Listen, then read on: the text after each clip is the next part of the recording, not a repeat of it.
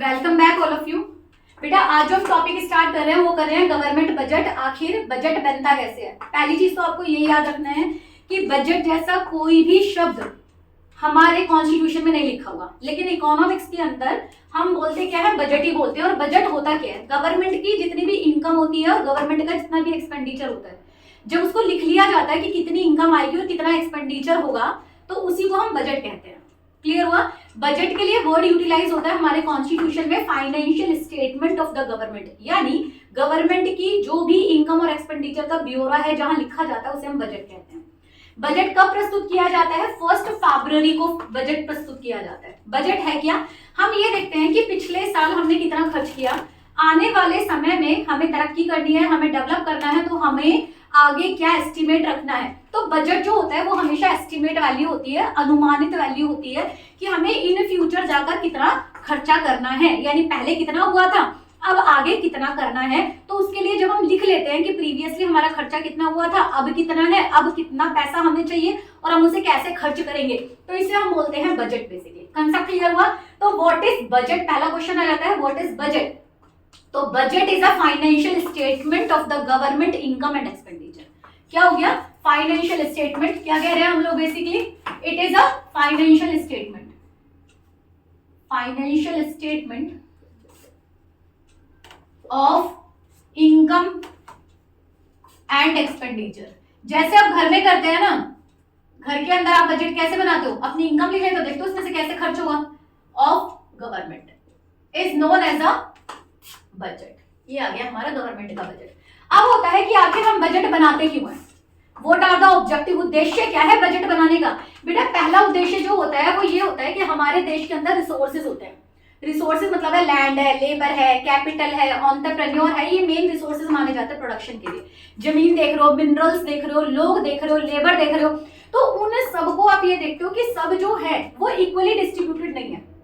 कहीं पे पॉपुलेशन बहुत ज्यादा है, कहीं पर बिल्कुल कम है। उत्तर प्रदेश में सबसे ज्यादा पॉपुलेशन है, अरुणाचल में बिल्कुल कम है ना। इसी तरीके से कहीं पे लोहा ज्यादा है तो कहीं पे केसर ज्यादा है, कहीं पे वूल ज्यादा है तो कहीं पे सिल्क ज्यादा है। तो अब क्या, अगर सिल्क सारी की सारी कर्नाटक के अंदर है तो क्या सारी की सारी सिल्क को यूटिलाइज करने का अधिकार केवल कर्नाटक का है? नहीं, हम लोग भी यूज करते हैं।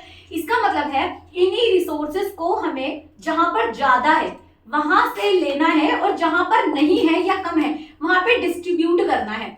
और ये पॉलिसी कौन बनाती है? गवर्नमेंट बनाती है कि कौन सा सामान कहाँ किस रेट पर किस तरीके से बिकेगा, कौन सा लेबर कहाँ रहेगा, उनको कितनी एजुकेशन देनी है, उनका कितना स्किल डेवलपमेंट करना है, और इन्हीं सबको रीएलोकेट करना ही रीएलोकेशन ऑफ रिसोर्सेज बोलते हैं। यानी गवर्नमेंट का पहला काम है बजट बनाते हुए कि जहां पर रिसोर्सेज की कमी है वहां तक रिसोर्सेज को पहुंचाना, जिससे सब लोगों को रिसोर्सेज इक्वली मिल सके, जिससे इक्वालिटी आ सके, इनइक्वालिटी खत्म हो सके। इनइक्वालिटी का मतलब होता है जो लोगों के बीच में असमानताएं हैं, जैसे उनकी इनकम लेवल कम है, बहुत ज्यादा पुअर है या बहुत ज्यादा रिच है, तो उन्हें बैलेंसिंग करना।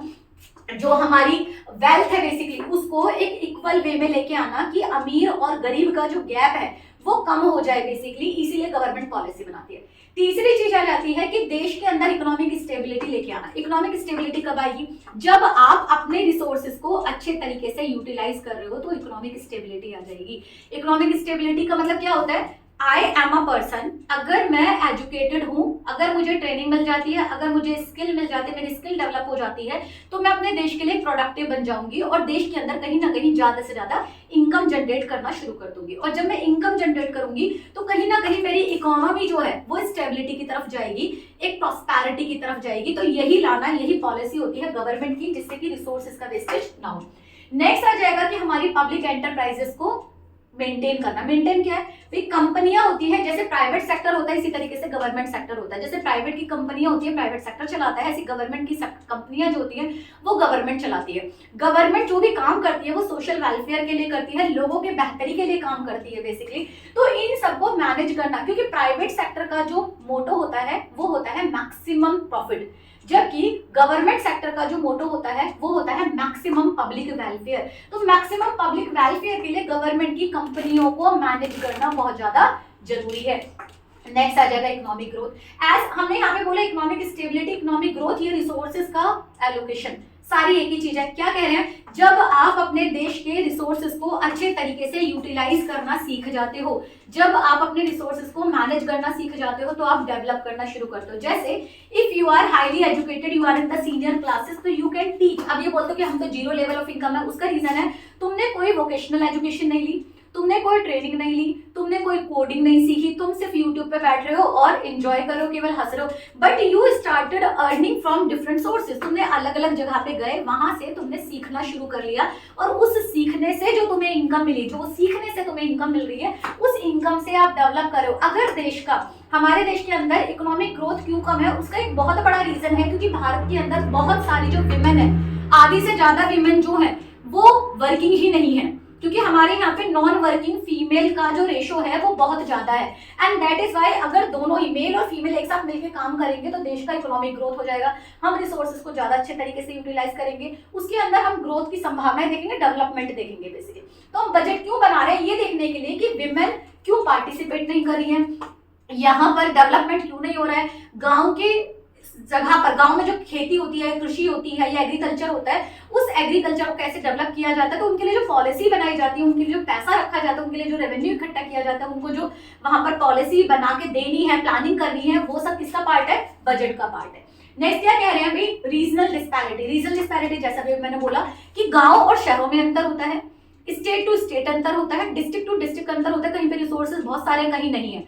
जहां रिसोर्सेज बहुत सारे, लाइक तुम कहते हो सिलिकॉन वैली, कहते हो बेंगलुरु को, तो बेंगलुरु के अंदर क्योंकि मॉडर्नाइजेशन बहुत ज्यादा डेवलप हुआ, उन्हें रिसोर्सेज अवेलेबल है। लेकिन वहीं पर अगर हम सिक्किम की बात करें तो क्या उतने रिसोर्सेज वहां पे अवेलेबल है, क्या ट्रांसपोर्टेशन इस लेवल का है, वहां पे नहीं है। तो ये क्या है, ये इकोनॉमिक डिस्पैरिटी है। हम बजट बनाते हैं, जैसे अगर सपोज करो बिहार के अंदर एजुकेशन लेवल बहुत ज्यादा कम है, जबकि अगर हम बात करते हैं कि हम बात करें, अगर दिल्ली की बात करें, मुंबई की बात करें, गोवा की बात करें, लक्षद्वीप की बात करें, केरल की बात करें, तो एजुकेशन लेवल बहुत हाई है। तो अब क्या इन सारे स्टेट्स के अंदर पैसा लगाना ज्यादा जरूरी है या बिहार के अंदर एजुकेशन पे पैसा लगाना ज्यादा जरूरी है? ऑब्वियस इट इज, बिहार के ऊपर पैसा लगाना, बिहार की एजुकेशन सेक्टर में ज्यादा पैसा लगाना पड़ेगा, जिससे वहां के बच्चों को एजुकेटेड करके उनके लिविंग स्टैंडर्ड को उठाया जा सके।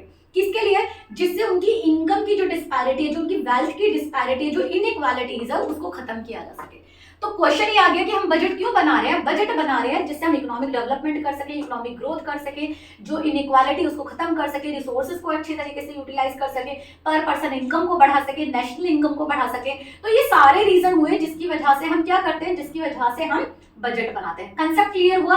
आगे अब हम बात करते हैं कि आखिर बजट को बनाते हुए हमें कौन कौन से कंपोनेंट चाहिए। जब हम बजट बना रहे हैं तो हमें क्या चाहिए? देखो, दो शब्द मैंने यहाँ पर कहा, एक बोला इनकम और दूसरा बोला एक्सपेंडिचर। यहाँ पर इनकम को अगर हम बात करेंगे तो इनकम को हम रिसीट के तौर पर लेंगे। रिसीट का मतलब होता है जिस चीज को हम ले रहे हैं, कोई भी ऐसी सोर्स ऑफ इनकम जिसको गवर्नमेंट ले रही है उसको रिसीट कहा जाता है। क्या कहा जाता है? रिसीट। और जहां पे गवर्नमेंट खर्चा करिए उसको बोलेंगे expenditure. It's a very simple, है ना? क्या बोला मैंने? ये बोला मैंने कि जो गवर्नमेंट को इनकम हो रही है तो उसे हम क्या बोल रहे हैं? रिसीट बोल रहे हैं। और जो गवर्नमेंट दे रही है उसको हम क्या बोल रहे हैं? एक्सपेंडिचर बोल रहे हैं। क्लियर हुआ? तो हमने रिसीट और एक्सपेंडिचर को ऐसे डिफाइन कर लिया। अब यहाँ पे रिसीट का मतलब क्या होता है? गवर्नमेंट की इनकम, है ना? रिसीट का मतलब क्या है? गवर्नमेंट की इनकम।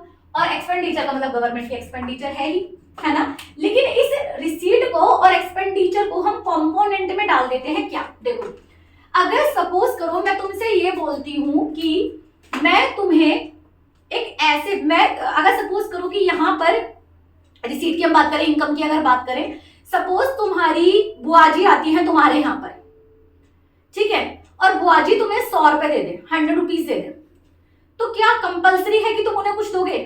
नहीं ना। एक ऐसी इनकम हो गई जिसमें तुम्हें पैसे तो मिले, लेकिन क्या उस पैसे के लिए तुमने अपनी कोई चीज सेल की थी? नहीं। क्या तुम्हें वो पैसा वापस देना है? नहीं। यानी ना तो तुम्हारे एसेट, जब तुम्हें चीजें सेल करने की बात है, यानी एसेट, एसेट का मतलब होता है जो भी तुम्हारे पास है, तुम्हारे पास पेन है, कॉपी है, बुक्स है, तुम्हारी कोई भी चीज है, गोल्ड है, तुम्हें बेचना तो नहीं पड़ा ना।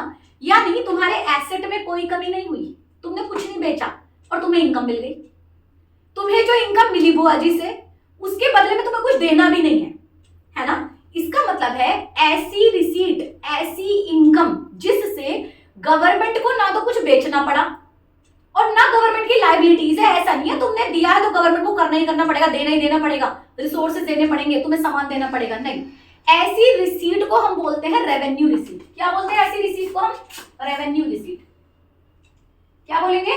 Revenue receipt. यानी गवर्नमेंट को ऐसी इनकम मिली है जिसमें गवर्नमेंट को ना तो कुछ बेचना पड़ा और ना गवर्नमेंट को बाद में जाकर वापस कुछ करना है। ये नहीं है कि 100 रुपए दे दिए तो 100 रुपए वापस आएंगे, जैसे बुआ जी ने तुम्हें दिए तो तुम्हारे हैं, है ना, वो किसी की कोई रिस्पॉन्सिबिलिटी नहीं है। तो गवर्नमेंट को ऐसी रिसीट कौन सी होती है? Revenue receipt. जैसे टैक्स, आप गवर्नमेंट को टैक्स देते हो, क्या गवर्नमेंट टैक्स के बदले में तुम्हें कुछ देती है? डायरेक्टली नहीं देती, है ना। तो यूज कैसे करेगी वो अलग है, लेकिन गवर्नमेंट क्या दे रही है? नहीं दे रही है तुम्हें। क्या गवर्नमेंट ने कोई चीज तुम्हें सेल की थी? नहीं की। क्या गवर्नमेंट इन फ्यूचर जाकर टैक्स के बदले में कुछ देगी? कुछ नहीं देगी। तो ऐसी गवर्नमेंट की इनकम क्या कहलाती है? रेवेन्यू रिसीट कहलाती है।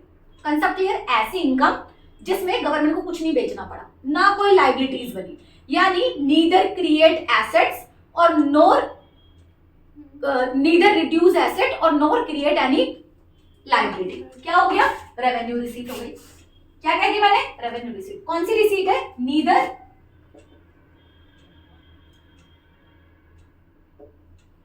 नीदर क्रिएट लाइबिलिटीज, कोई उत्तरदायित्व नहीं बनाया, नोर रिड्यूस एसेट,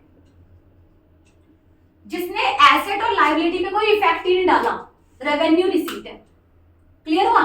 लेकिन जब गवर्नमेंट को कुछ चीज सेल करनी पड़ जाए, गवर्नमेंट को अपनी सिक्योरिटी सेल करनी पड़ेगी, गवर्नमेंट को अपने शेयर बेचने पड़े, उसके बदले में इनकम आ रही है, गवर्नमेंट को अपनी शिप बेचनी पड़ गई तो पैसे आ रहे हैं, गवर्नमेंट को अपनी कंपनी बेचनी पड़ गई तो पैसे आ रहे हैं, या गवर्नमेंट ने किसी से लोन ले लिया तो पैसे वापस देने पड़ेंगे ना, उस पर इंटरेस्ट भी देना पड़ेगा और पैसा भी वापस देना पड़ेगा। यानी या तो एसेट कम हो जाए या लाइबिलिटीज क्रिएट हो जाए, है ना। इनकम तो हुई, लेकिन इनकम से क्या हुआ? अब जैसे कैसे, तो तुम्हें पैसे की जरूरत है, क्या करोगे? या तो अपना गुड्स बेचोगे या सर्विस बेचोगे तो तुम्हें पैसा मिलेगा, कुछ ना कुछ काम करोगे तभी पैसा मिलेगा ना, या तो सामान बेचोगे या किसी से लोन ले लोगे।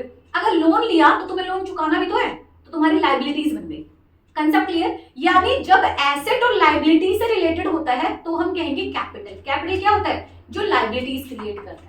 समझ में आया? तो हमारी रिसीट दूसरी तरह की जो होती है वो होती है कैपिटल रिसीट। क्या होंगी हमारी? Capital receipt. Concept clear? समझ में आया? कैपिटल रिसीट कौन सी हो जाएगी? विच रिसीट क्या है? इनकम है ना, तो मुझे इनकम कब आई है? जब मैंने अपने एसेट सेल किए। तो क्या हुआ मेरा? विच रिड्यूस क्या करेगा? एसेट्स, या तो मैं अपने एसेट्स बेच दूं और क्रिएट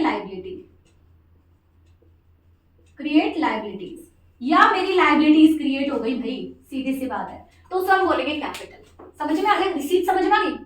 ऐसी इनकम जिसमें मुझे कुछ बेचना पड़ा, ऐसी इनकम कुछ नहीं बेचना पड़ा, ऐसी इनकम जिसने लाइबिलिटीज क्रिएट कर दी, ऐसी इनकम जिसने लाइबिलिटीज क्रिएट नहीं करी। समझ में आ गया? क्लियर है?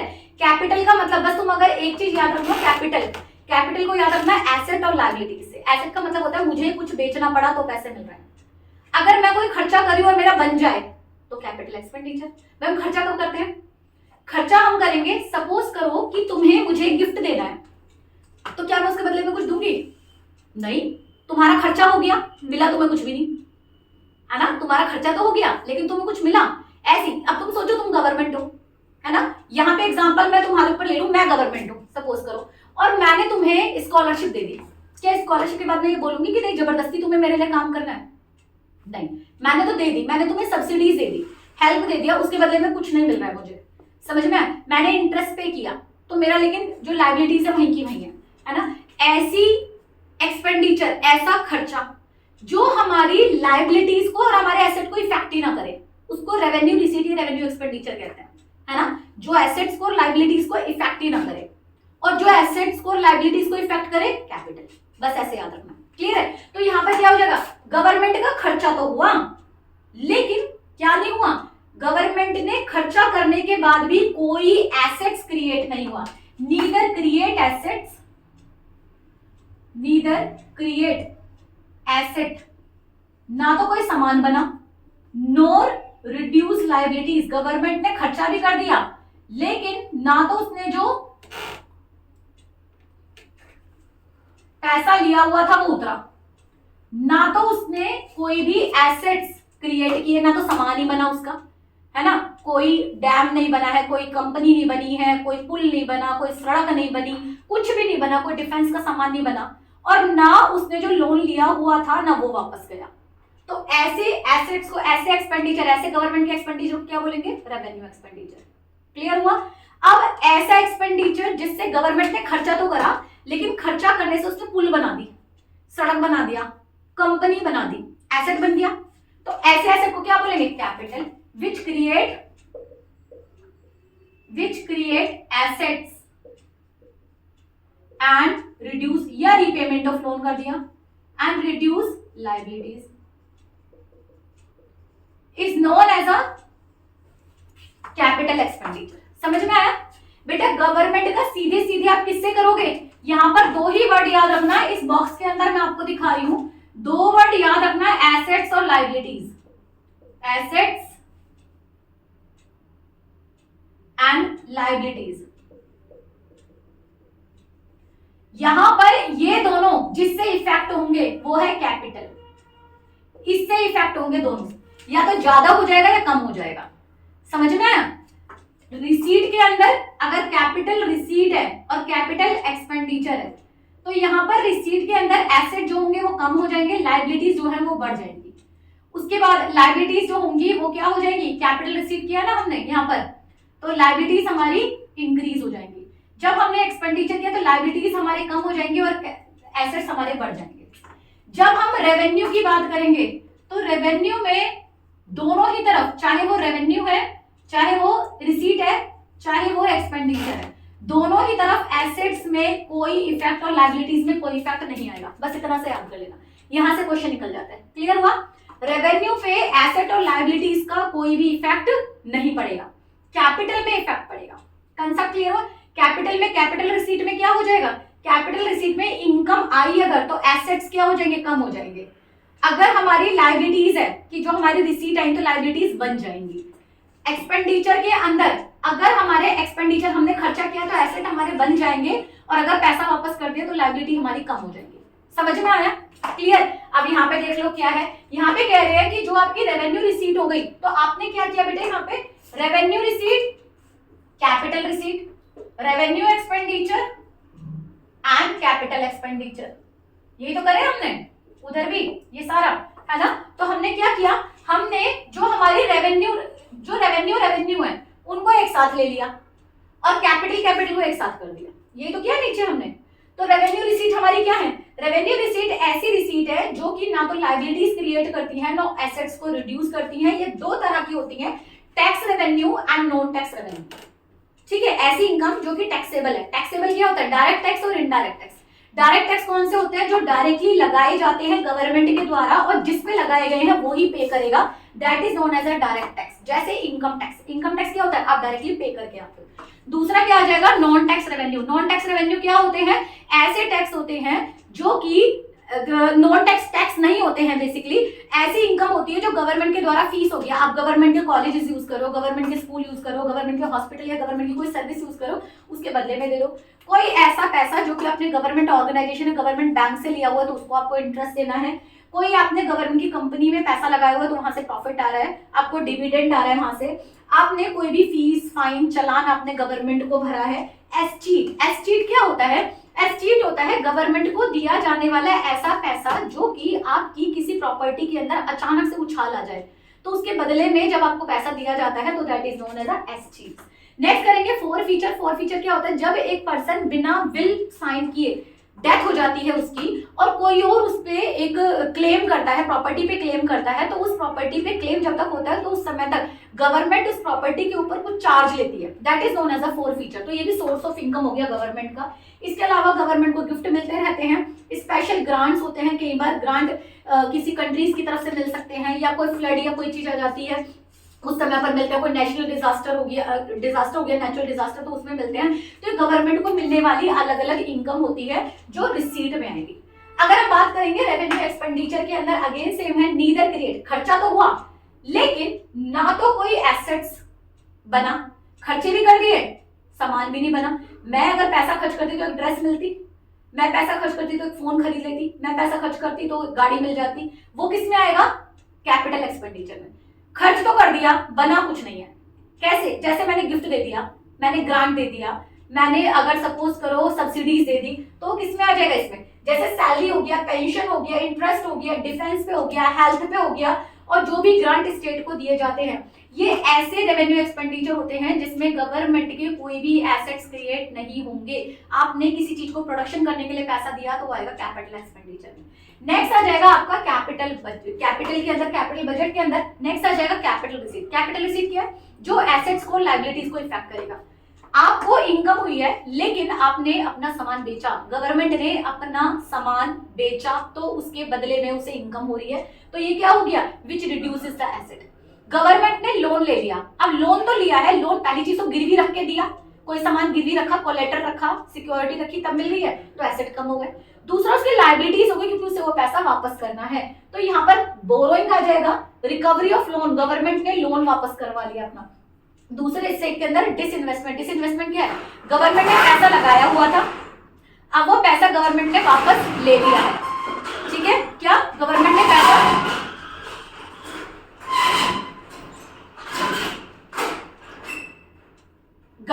पैसा लगाया हुआ था, अब वो गवर्नमेंट ने पैसा अपना विड्रॉल कर लिया, वापस कर लिया, तो ये क्या हो गया? डिसइन्वेस्टमेंट।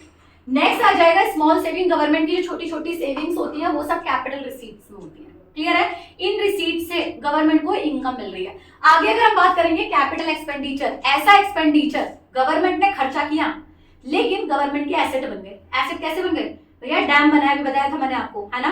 कंस्ट्रक्शन करा दिया उन्होंने पुल्स का, रोड बनवा दी उन्होंने, गवर्नमेंट की कंपनियां बन गई हैं, उन्होंने कोई इक्विपमेंट खरीद ली है, उन्होंने जेट प्लेन्स खरीद लिए गवर्नमेंट ने, है ना? गवर्नमेंट की एयरलाइंस से खरीद ली, तो क्या बना? उनके एसेट बन गए जो उनको इनकम देंगे आगे जाके, है ना? तो जब गवर्नमेंट के एसेट्स बनेंगे और गवर्नमेंट की लायबिलिटीज कम होगी, गवर्नमेंट ने क्या किया? गवर्नमेंट ने जो लोन लिया हुआ था वो वापस कर दिया, बेसिकली एक्सपेंडिचर है, लेकिन उनकी लायबिलिटीज कम हो गई, तो इस तरह के एक्सपेंडिचर को कैपिटल एक्सपेंडिचर कहते हैं, जिसमें पहला गवर्नमेंट के एसेट्स बनेंगे। एसेट्स कैसे? जैसे डैम बनना है, पीएसयू बनने हैं आपके, है ना? और गवर्नमेंट ने जो भी लोन लिया हुआ था वो दे दिया वापस। तो यहाँ पर these are the component of the government budget, जिसमें गवर्नमेंट का हमने देखा revenue receipt, revenue expenditure, capital receipt, capital expenditure. Clear? समझ में आया? These are the component of the government budget. अब जो लास्ट पॉइंट आपका चलता है कि गवर्नमेंट के बजट के अंदर गवर्नमेंट का डेफिसिट होता है। अब गवर्नमेंट क्या डेफिसिट क्या होता है? डेफिसिट होता है बेसिकली आपका नुकसान, है ना? तो गवर्नमेंट का बजट कैसा होना चाहिए? तो गवर्नमेंट का बजट बेटा कैसे होना चाहिए? गवर्नमेंट का बजट होना चाहिए, अलग अलग इसके अंदर कंपोनेंट्स है, इसको इरेज कर रही हूं, है ना? गवर्नमेंट के बजट के अंदर बेसिकली बेटा तीन चीजें होती हैं। पहला होता है जब गवर्नमेंट की इनकम और एक्सपेंडिचर दोनों बराबर होगा। जब गवर्नमेंट की इनकम और एक्सपेंडिचर बराबर होगा तो बजट कैसा है? बैलेंस। कैसा बजट है? बैलेंस्ड। बैलेंस बजट कब होगा गवर्नमेंट का? जब गवर्नमेंट की इनकम, गवर्नमेंट की रिसीट एंड गवर्नमेंट का एक्सपेंडिचर दोनों बराबर है, तो बजट कैसा है? बैलेंस। अगर हम बात करेंगे सरप्लस बजट, तो सरप्लस बजट क्या है? सरप्लस बजट है जब गवर्नमेंट की रिसीट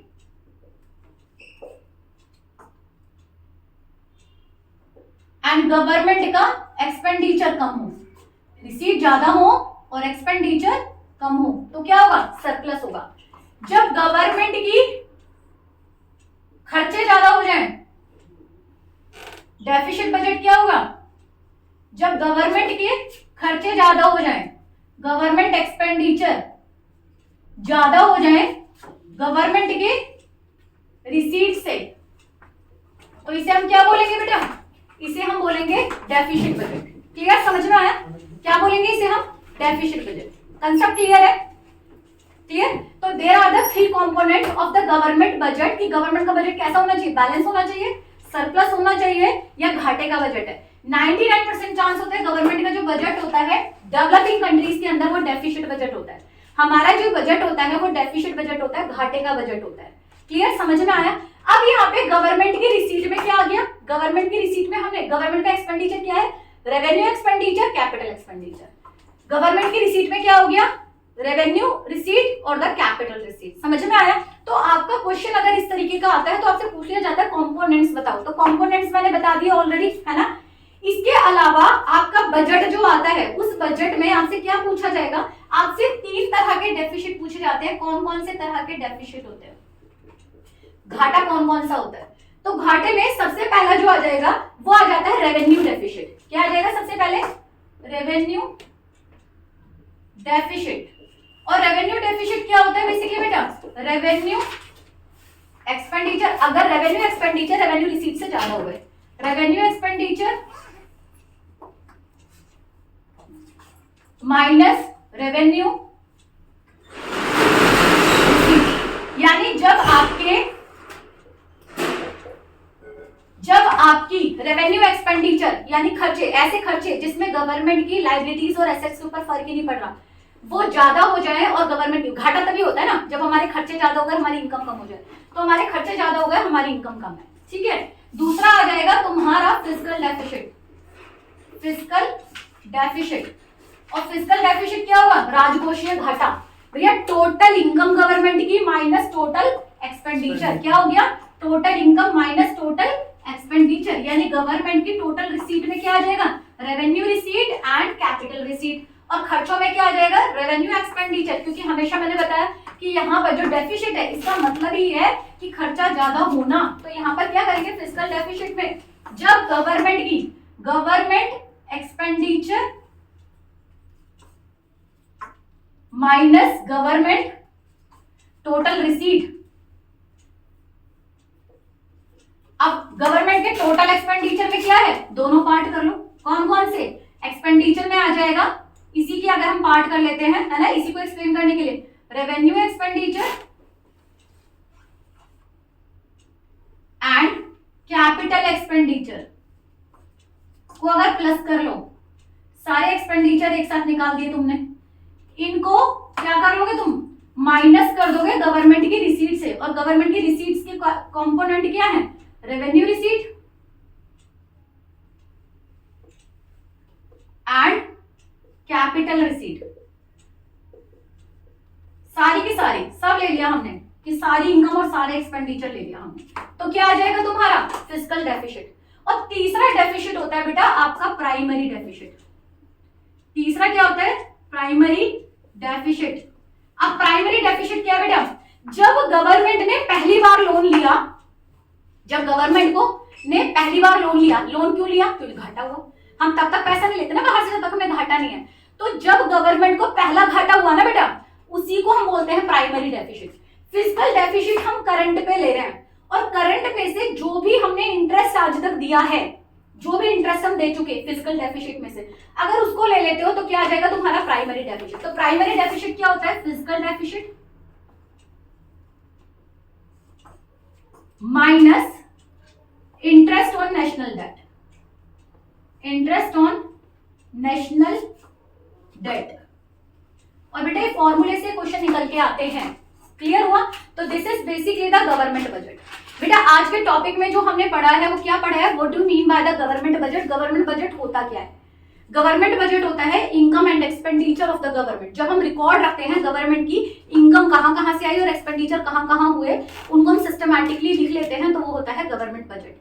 फिर हमने पढ़ा गवर्नमेंट बजट की जरूरत क्या होती है। तो होता है क्योंकि हमें रिसोर्सेज को एलोकेशन करना है, हमें इनइक्वालिटी को खत्म करना है, इक्वालिटी लेके आनी है, हमें रिसोर्सेज को सब जगह पे पहुंचाना है, हमें इकोनॉमिक ग्रोथ हमें चाहिए, इकोनॉमिक डेवलपमेंट चाहिए, हमें लोगों का हमें डेवलपमेंट चाहिए। तो इसके लिए हमें क्या करना पड़ता है? पॉलिसी बनानी पड़ती है, जो गवर्नमेंट के बजट को बनाकर ही बनाई जा सकती है। क्लियर? तीसरी चीज आ जाती है component of the government budget. तो कंपोनेंट ऑफ गवर्नमेंट बजट यानी गवर्नमेंट बजट बनी है गवर्नमेंट की इनकम और गवर्नमेंट की एक्सपेंडिचर। गवर्नमेंट की इनकम जो हो गई वो दो हो गई, revenue receipt and capital receipt. ये हो गया गवर्नमेंट की इनकम। गवर्नमेंट का एक्सपेंडिचर क्या है? Revenue expenditure and capital expenditure. Revenue के अंदर आता है, जब रेवेन्यू रिसीट या रेवेन्यू एक्सपेंडिचर की बात करते हैं, जब गवर्नमेंट का एसेट या लायबिलिटीज किसी तरीके से इफेक्ट ना हो तो वो तो हो गया रेवेन्यू। जब एसेट या लायबिलिटीज इफेक्ट होते हैं तो वो हो गए कैपिटल। कंसेप्ट क्लियर हुआ? इसको हमने डिटेल में ऑलरेडी कर लिया है कि इन कंपोनेंट के अंदर क्या क्या टूल्स आते हैं बेसिकली किस तरीके से आप मेजर करते हो। नेक्स्ट आ जाएगा कि गवर्नमेंट को हम देखते हैं कि गवर्नमेंट का जो बजट होता है वो कैसा होना चाहिए, कैसा होता है। तो गवर्नमेंट के बजट 3 तरह के हो सकते हैं। बैलेंस कब होगा, जब गवर्नमेंट की टोटल रिसीट जो है टोटल एक्सपेंडिचर के बराबर है, ना कम ना ज्यादा, तो हो गया बैलेंस, जो कि जनरली नहीं होता है।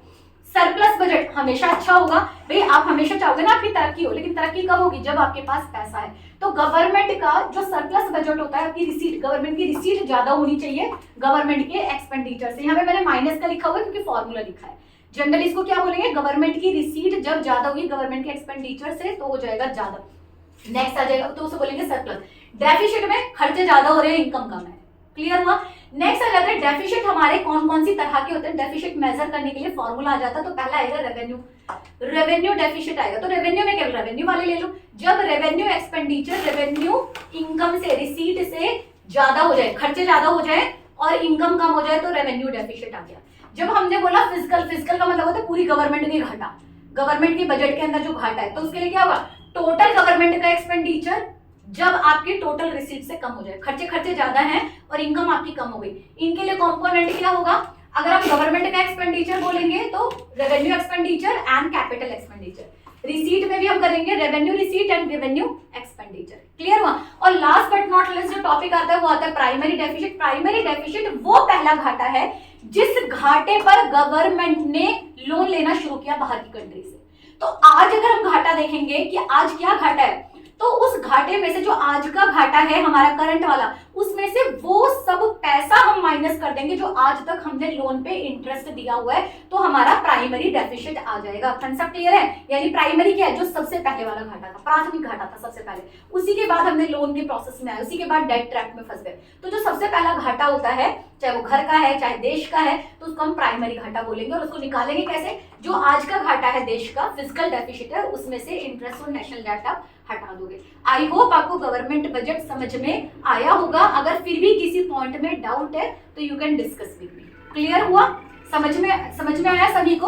और आप लोग कमेंट बॉक्स में लिख सकते हैं कि अगर कहीं पर भी आपको डाउट है या कोई क्लैरिटी चाहते हो या किसी टॉपिक के ऊपर आप लोग कोई वीडियो चाहते हो।